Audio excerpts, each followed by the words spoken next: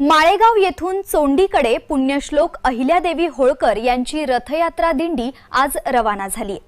रथयात्रेत जवळपास 400 ते 500 भाविक सहभागी झाले असून रथयात्रेची जय्यत तयारी सुरू आहे।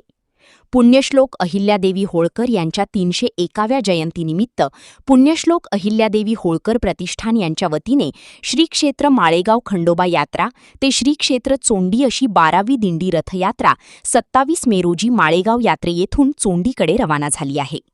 यात्रेदरम्यान विविध धार्मिक व ऐतिहासिक तीर्थस्थळांना भेट देण्यात येणार असून माळेगाव येथून चोंडीकडे जाणारी भव्य रथयात्रा आज उत्साहपूर्ण वातावरणात रवाना करण्यात आली आहे। ढोल ताशांचा गजर, घोषणाबाजी आणि भक्तिमय वातावरणात रथयात्रेला प्रारंभ झाला। रथयात्रेत महिला, युवक व विविध सामाजिक संघटनांचे पदाधिकारी मोठ्या संख्येने सहभागी झाले होते। आरगावर ठिकठिकाणी रथयात्रेचे स्वागत करण्यात आले। पुण्यश्लोक अहिल्यादेवी होळकर यांच्या कार्याचा गौरव करत उपस्थित मान्यवरांनी समाजासाठी त्यांच्या विचारांचे महत्त्व अधोरेखित केले। चोंडी येथे होणाऱ्या जयंती उत्सवात सहभागी होण्यासाठी भाविक मोठ्या उत्साहाने रवाना झाले असून रथयात्रेमुळे परिसरात भक्तिमय वातावरण निर्माण झाले आहे। दरवर्षीप्रमाणे याही वर्षी जाणार आहोत, त्याच्यात बाद नाही।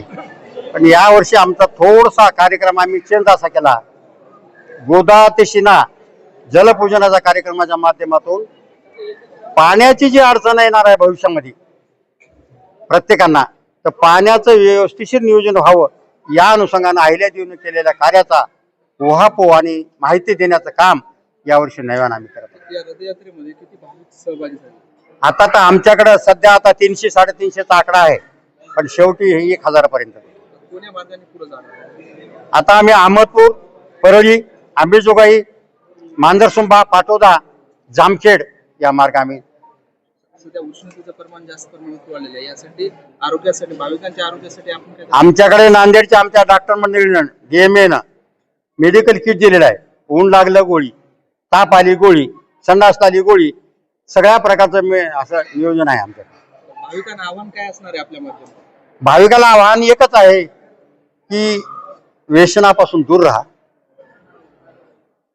आमच्यात जे काही शाखा भेट असतील ते शाखा भेटीपासून दूर राहा।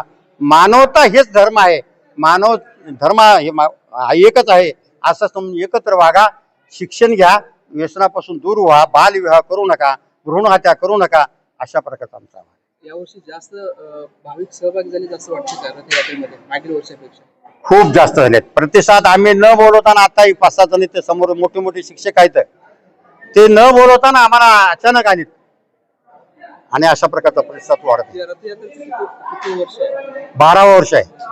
या रथयात्रेला आमच्या 12 वर्ष झाली पूर्ण। आज श्री क्षेत्र माळेगाव यात्रेमध्ये आपण या ठिकाणी आलात आणि सुरुवात होणार आहे रथयात्रेला, तर आपले सरपंच सुद्धा या ठिकाणी आता उपस्थित आहेत। आपल्या माध्यमातून किंवा मीडियाच्या माध्यमातून शासनाला काय आपलं आव्हान असणार आहे किंवा खंडोबा महाराजाला या ठिकाणी तुमचं साकडं काय असणार आहे? या ठिकाणी खंडोबा महाराजांना आमचं साकडं एकच आहे की आमच्या या सर्व समाजाला चांगली सद्बुद्धी देव, त्यांची आर्थिक उन्नती हो, ते व्यसनापासून दूर हो, आणि आमच्या हनुमंतराव धुळगंडे जी तरुण तडफदार या माळेगावला सरपंच लाभलेला आहे, त्यांचं कार्य चांगलं आहे, उहापोह चांगला आहे, त्यांच्याही कार्याला उत्तरोत्तर खंडेराया यश देव अशी खंडेरायाची